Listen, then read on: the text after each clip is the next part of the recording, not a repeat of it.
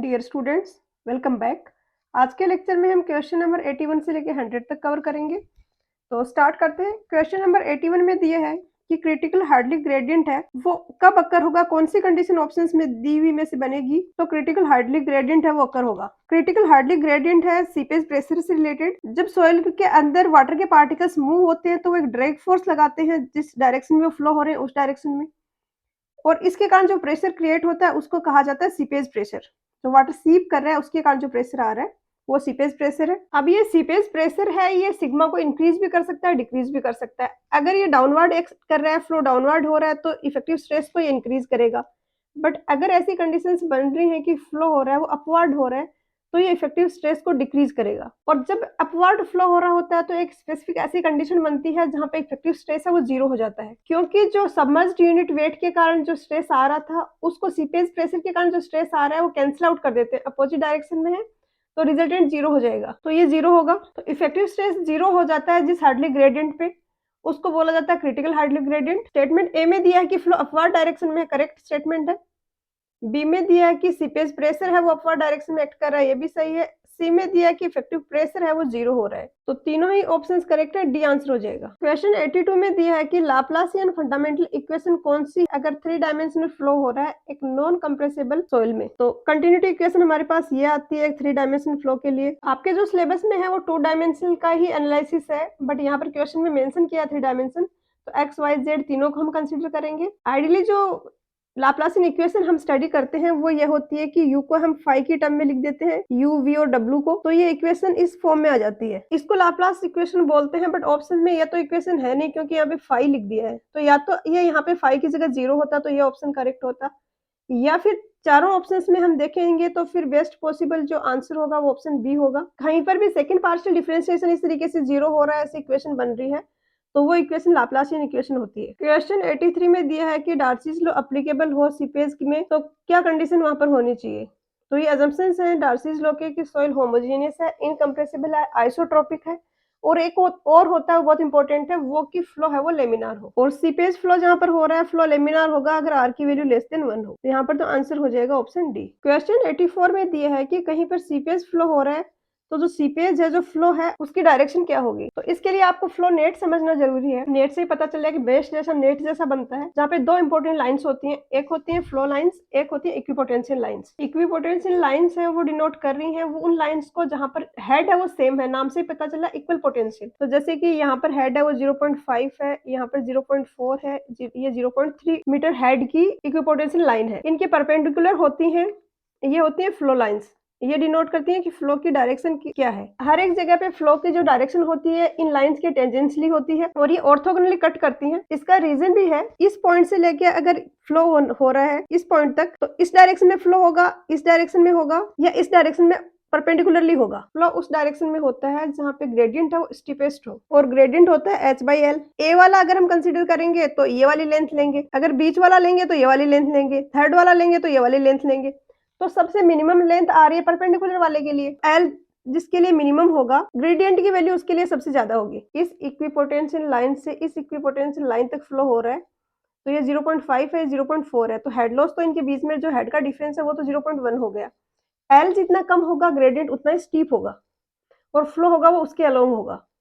तो इसलिए ये फ्लो लाइंस हैं, ये इक्विपोटेंशियल लाइंस को ऑर्थोगोनली कट करती हैं। तो इक्विपोटेंशियल लाइन ये तो परपेंडिकुलर होगा तो ये गलत हो गया, स्ट्रीम लाइंस के पैरेलल होगा ये भी गलत हो गया। सी में दिया कि इक्विपोटेंशियल लाइंस के परपेंडिकुलर तो ये करेक्ट हो गया। क्वेश्चन 85 में दिया है कि कोई भी इम्पेरियस बाउंड्री अगर नहीं है तो हार्डलिक स्ट्रक्चर में जो स्ट्रीम लाइंस होंगी वो किस शेप में होंगी। तो ये सेमी एलिप्स होता है तो ऑप्शन सी होगा। क्वेश्चन 86 में दिया है कि क्वांटिटी ऑफ सीपेज जो फ्लो हो रहा है वो किसके प्रोपोर्शनल होगा। अभी के लिए तो आप फॉर्मूला नोट कर ले, आगे फिर एक जगह मैं इसको डिराइव करके भी एक्सप्लेन करूंगी। ये फ्लो नेट जो पिछले क्वेश्चन में हमने देखा इस तरीके से जो बनता है, इसमें अगर हम डिस्चार्ज कैलकुलेट करें तो इसका फॉर्मूला होता है KH/NF/ND। NF वो नंबर ऑफ फ्लो लाइंस है, ND है वो नंबर ऑफ पोटेंशियल ड्रॉप्स है। तो यहाँ पर Q का पूछा है तो Q K के प्रोपोर्शनल है और जो हेड लॉस हो रहा है उसके प्रोपोर्शनल है, तो A और B दोनों ही सही है, तो आंसर ऑप्शन डी हो जाएगा। क्वेश्चन 87 में दिया है कि सोइल में जो सीपेज फोर्स होगा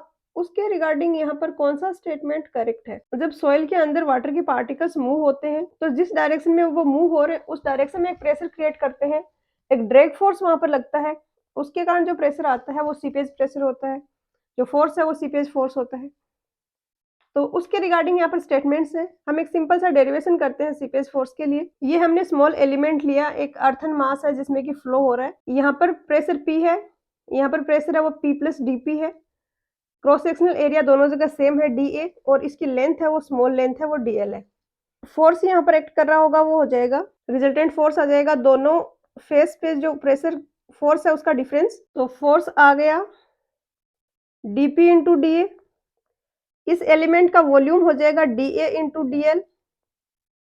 पर यूनिट वॉल्यूम अगर फोर्स निकाल रहे हैं तो dP dA divided by dA into dl। ये आ गया dP बाई dl, जिसको हम प्रेशर ग्रेडियंट भी बोल सकते हैं, और P को WS की फॉर्म में लिखेंगे तो ये आ जाएगा P is equal to DH upon DL। DH upon DL है हेड ग्रेडियंट, हार्डली ग्रेडियंट, तो ये WI हो जाएगा। तो स्टेटमेंट ए में दिया है कि सीपेज फोर्स है ये इक्विपोटेंशियल लाइंस के परपेंडिकुलर होता है। तो फ्लो नेट में फ्लो की जो डायरेक्शन होगी वो इक्विपोटेंशियल लाइंस के परपेंडिकुलर होगी, क्योंकि फ्लो लाइंस और इक्विपोटेंशियल लाइंस है ये ऑर्थोगोनली कट करते हैं एक दूसरे को।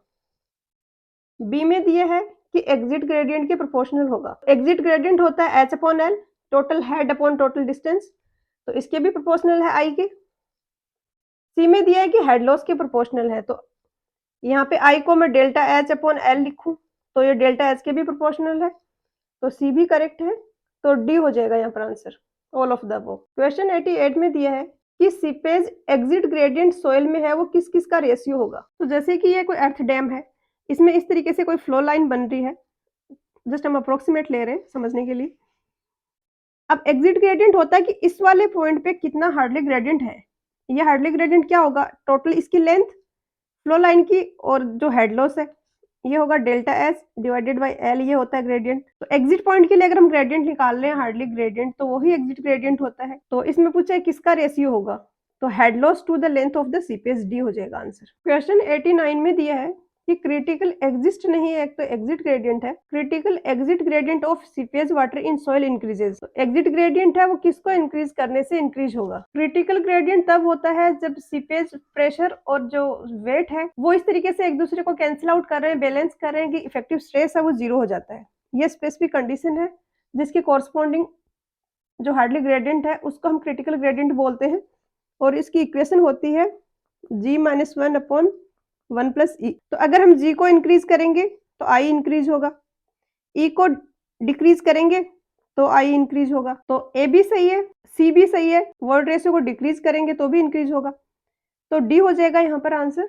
बट एक इंपॉर्टेंट पॉइंट है यहाँ पर, G को इंक्रीज करने से I इंक्रीज हो रहा है, बट ये डायरेक्टली प्रोपोर्शनल नहीं है एक दूसरे के। यहाँ पर -1 आ रहा है, ये डायरेक्टली प्रोपोर्शनल होते अगर ये इस तरीके से इक्वेशन होती तो हम कह सकते थे G और IC है ये डायरेक्टली प्रोपोर्शनल है। तो क्वेश्चन 90 में वही है जो मैंने 89 में एक्सप्लेन किया कि I की वैल्यू ये होती है G-1 अपॉन 1 प्लस ई। तो G और I या E और I डायरेक्टली प्रोपोर्शनल नहीं है, क्योंकि इसमें -1 आ रहा है, इसमें यहाँ पे +1 आ रहा है, तो यहाँ पर आंसर ऑप्शन ई हो जाएगा, नन ऑफ दिस। क्वेश्चन 81 में दिया है कि फ्लो नेट की कौन सी कैरेक्टरिस्टिक है यहाँ पर। तो फ्लो नेट की हम कैरेक्टरिस्टिक्स को समझते हैं। एक तो हमने काफी बार अभी तक पढ़ लिया है ये स्ट्रीम लाइंस, जिनको हम फ्लो लाइंस भी बोलते हैं, और इक्विपोटेंशियल लाइंस हैं ये राइट एंगल पे इंटरसेक्ट करती हैं। सेकंड में है कि फ्लो फील्ड्स जो फॉर्म हो रहे हैं फ्लो लाइंस और इक्विपोटेंशियल लाइंस के, वो अप्रोक्सीमेटली स्क्वायर्स होते हैं। इस तरीके से इसको बनाया जाता है ताकि एनालिसिस और कैलकुलेशन वगैरह इजी हो, कि B/L रेशियो 1 रखा जाता है, और B/L रेशियो 1 होगा तो ऑब्वियसली स्क्वायर शेप के फ्लो फील्ड बनेंगे वहां पर, कि दो conjugative potential lines equipotential lines के बीच में जो ड्रॉप होगा वो सेम होगा, और दो फ्लो लाइंस है उनके बीच में जो क्वांटिटी ऑफ फ्लो हो रहा है वो भी सेम होगा। जैसे कि ये है फाई की वैल्यू 4, अगला होगा इक्विपोटेंशियल लाइन उसकी फाई की वैल्यू होगी 3, उससे अगले की होगी 2। इस तरीके से इनके बीच का जो डिफरेंस है ये इक्विपोटेंशियल ड्रॉप है, तो इसकी वैल्यू सेम होगी। इसी तरीके से जो फ्लो लाइन बन रही है इसकी वैल्यू अगर 4 है, इसकी 3 है, तो नीचे वाले की 2 होगी। फोर्थ में दिया है कि फ्लो फील्ड की डायमेंशन जितनी स्मॉल होगी हार्डली ग्रेडियंट है, और वेलोसिटी उसके थ्रू जो वेलोसिटी है वो दोनों उतने ही ज़्यादा होंगे। ये वैसे भी आपको आइडिया लग रहा होगा कि एक तो ये है 5, 4 और इसके पास में ही बिल्कुल है 5 इज़ इक्वल टू 3 की लाइन। अब ये वाली डिस्टेंस है, ये जितनी कम होगी हार्डली ग्रेडियंट उतना ही ज़्यादा होगा, क्योंकि I होता है h/l, तो s तो इन दोनों का डिफरेंस हो गया 4 - 3। l है वो इन दोनों के बीच की डिस्टेंस है, तो जितना ये पास-पास होंगे हार्डली ग्रेडियंट उतना ही ज़्यादा होगा और ऑब्वियसली हार्डली ग्रेडियंट अगर ज़्यादा है तो वेलोसिटी भी ज़्यादा होगी, क्योंकि डार्सीज़ लॉ के अकॉर्डिंग v होता है KI के इक्वल। फिफ्थ स्टेटमेंट है कि होमोजेनियस सॉइल मास में जो ट्रांजिशन होगा कर्व्स का वो स्मूथ होगा और वो उनकी शेप होगी या तो इलिप्टिकल होगी या पैराबोलिक होगी। अब हम ऑप्शंस को देखते हैं। ए में दिया है कि फ्लो लाइंस और इक्विपोटेंशियल लाइंस है वो राइट एंगल पे कट करें, बिल्कुल सही है। बी में दिया है कि फील्ड्स होते हैं, फ्लो फील्ड्स जो होते हैं वो रेक्टेंगल होते हैं, तो ये गलत हो गया।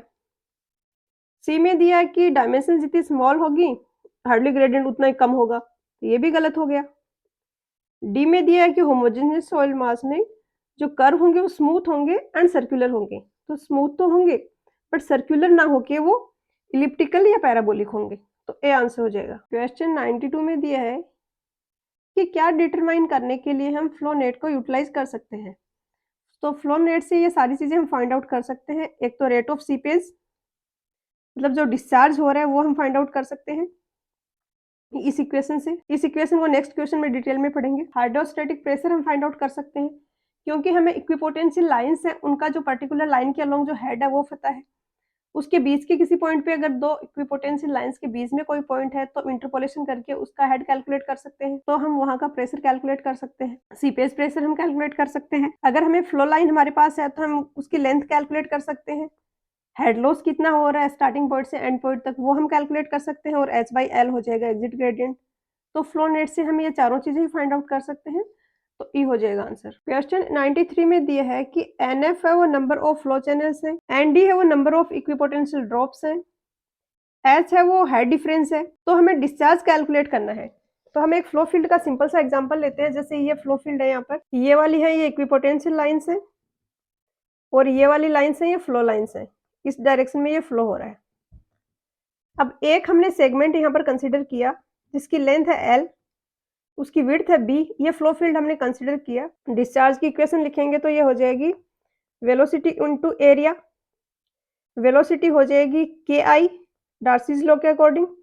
एरिया है वो यहाँ पर हम इस डायरेक्शन का फ्लो ले रहे हैं, तो जो प्लेन है जो ये डायग्राम है इसके परपेंडिकुलर जो डायमेंशन होगी उसका हम क्रॉस सेक्शनल एरिया लेंगे।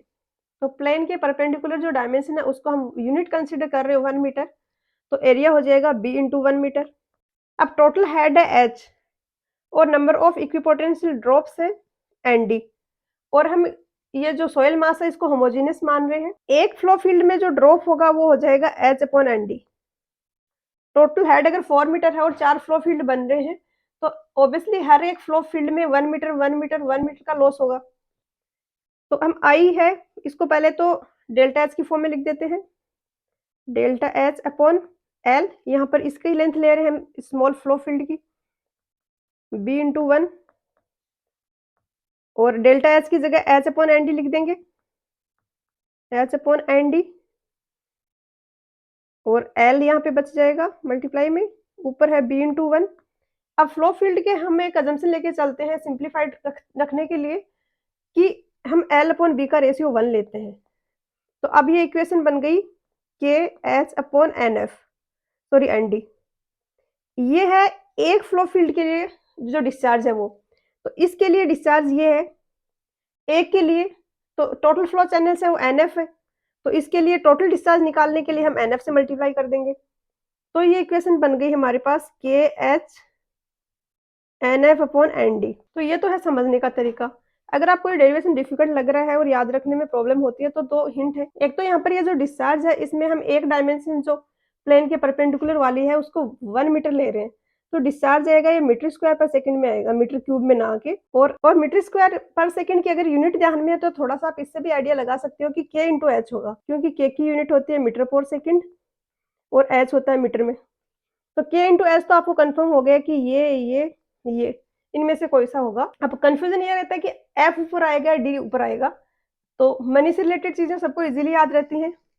तो एफ डी होता है कैपेसिटी ज़्यादा है, एफडी कराते हैं लोग फिक्स्ड डिपॉजिट, उसी से आपको याद रखना है, ऊपर एफ आएगा नीचे डी आएगा, तो सी हो जाएगा यहाँ पर आंसर। क्वेश्चन 94 में दिया है कि एक सॉइल मास है जिसकी परमेबिलिटी है K1, उसमें वाटर फ्लो हो रहा है और वो एंटर कर रहा है दूसरे सॉइल मास में जिसकी परमेबिलिटी है K2। ये रेड वाली जो लाइन है ये रिप्रेजेंट कर रही है इंटरफेस को, दोनों सॉइल मास के बीच का, और जो ब्लू वाली लाइन है ये उस इंटरफेस के परपेंडिकुलर है, नॉर्मल है। अब क्वेश्चन में दिया है कि अगर जब इंटरफेस पे वो रीच कर रही है तो उसका नॉर्मल के साथ में एंगल है वो θ1 है, तो आफ्टर इंटरफेस नॉर्मल के साथ में एंगल होगा वो क्या होगा?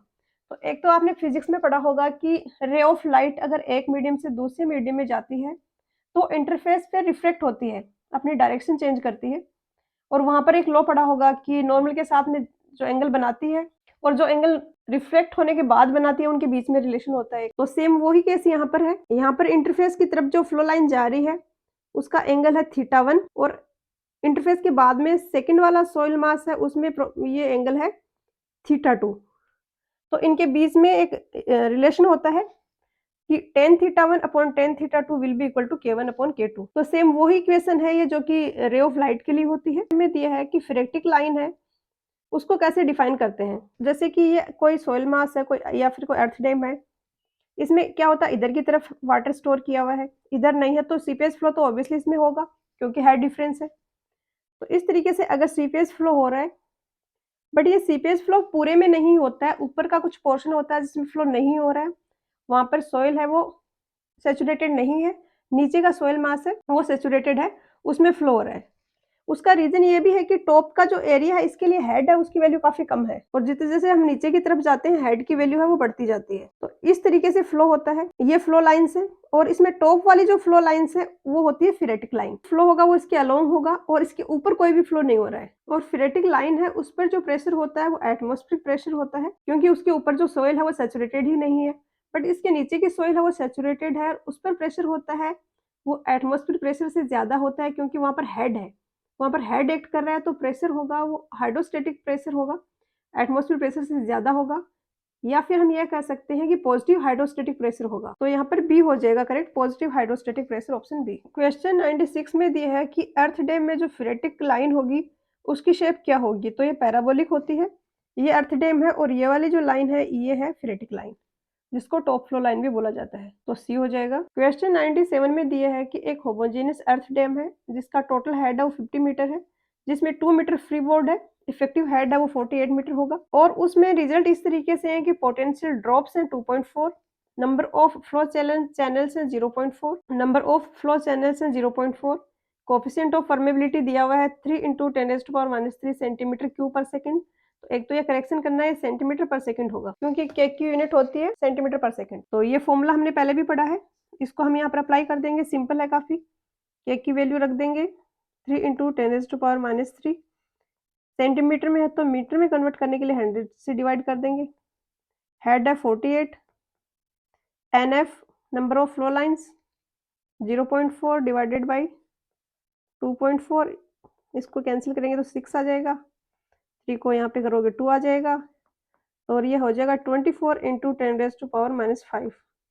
तो ऑप्शन डी आंसर हो जाएगा। क्वेश्चन 98 में दिया है कि सोयल में जो शियर रेजिस्टेंस होगा वो किसके कारण होगा, कौन से उसके कंपोनेंट होंगे। तो सोइल्स में दो टाइप से शियर रेजिस्टेंस होता है, एक तो जो फ्रिक्शनल रेजिस्टेंस मिल रहा है मूवमेंट के लिए, जैसे कि सोइल के पार्टिकल्स है इनका रिलेटिव मूवमेंट हो रहा है, अगर स्लाइडिंग में शेयरिंग में फेल हो रहा है तो रिलेटिव मूवमेंट जहां पर होगा वहां पर फ्रिक्शन आएगा, तो इस फ्रिक्शन के कारण उनमें कुछ शियर स्ट्रेंथ होती है, और दूसरी शियर स्ट्रेंथ होती है उनमें जो अट्रैक्टिव फोर्सेज हैं एडिशन और कोहेशन, उसके कारण कि दो पार्टिकल्स हैं वो एक दूसरे को अट्रैक्ट कर रहे हैं एडिशन या कोहेशन के कारण, तो उनके कारण भी शियर स्ट्रेंथ वहां पर होगी। थर्ड होगा कि पार्टिकल्स में इंटरलॉकिंग है, जैसे कि ये कोई पार्टिकल है, ये पार्टिकल है, ये पार्टिकल है, तो ये पार्टिकल्स है वो एक दूसरे के अंदर फंसे हुए हैं इस तरीके से, तो वहां पर भी एक पार्टिकल का दूसरे पार्टिकल के रेस्पेक्ट में मूवमेंट करवाना डिफिकल्ट होता है क्योंकि वो इंटरलॉकिंग है, इसलिए वो रेजिस्ट करते हैं मूवमेंट को। तो तीन मेजर कंपोनेंट हो गए, फ्रिक्शन, इंटरलॉकिंग और एडिशन या कोहेशन। तीनों ही ऑप्शन करेक्ट है, डी हो जाएगा आंसर।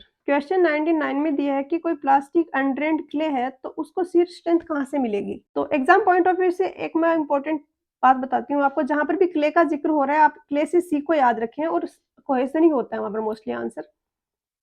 क्योंकि क्ले का वैसे तो कोई भी सॉइल होती है, क्ले या सैंड, उनमें दोनों का मिक्सचर होता है, कुछ इंटरलॉकिंग और रेजिस्टेंस के कारण भी होता है, कुछ कोहेशन के कारण भी होता है। फिर भी मेजर पोर्शन देखा जाए कि किसका कंट्रीब्यूशन होता है शेयर स्ट्रेंथ में, तो सैंड में वो इंटरलॉकिंग और फ्रिक्शन रेजिस्टेंस होता है और क्ले में वो कोहेशन होता है। तो यहाँ पर अनड्रेन्ड क्ले का पूछा है तो कोहेशन होगा सी। क्वेश्चन 100 में दिया है कि एक लोडेड सॉइल मास है, उसमें ऐसे एन टिपिकल प्लेन्स हैं जो एक दूसरे के ऑर्थोगोनल है, उनमें स्ट्रेस है वो सारा का सारा नॉर्मल स्ट्रेस है, कोई भी शियर स्ट्रेस वहां पर नहीं है। तो एन क्या होगा, ऐसे प्लेन्स की संख्या क्या होगी। तो ऐसा आपने सोम में भी पढ़ा होगा, सॉइल मैकेनिक्स में भी पढ़ा होगा कि 3 प्रिंसिपल प्लेन्स होते हैं, सिग्मा 1, सिग्मा 2, सिग्मा 3। इसमें सिग्मा 1 है मेजर, सिग्मा 3 है माइनर और सिग्मा 2 है इंटरमीडिएट। तो इंटरमीडिएट ज़्यादातर इंपॉर्टेंट नहीं होता है स्टडीज़ के लिए, तो हम इसको ज़्यादा स्टडी नहीं करते हैं। मेनली हम फोकस करते हैं मेजर और माइनर पे करते हैं। बट अगर पूछा जाए नंबर ऑफ प्लेन्स तो 3 होगा, तो सी होगा आंसर। तो आज के लेक्चर में इतना ही, मिलते हैं नेक्स्ट लेक्चर में। पढ़ाई करते रहिए, ऑल द वेरी बेस्ट।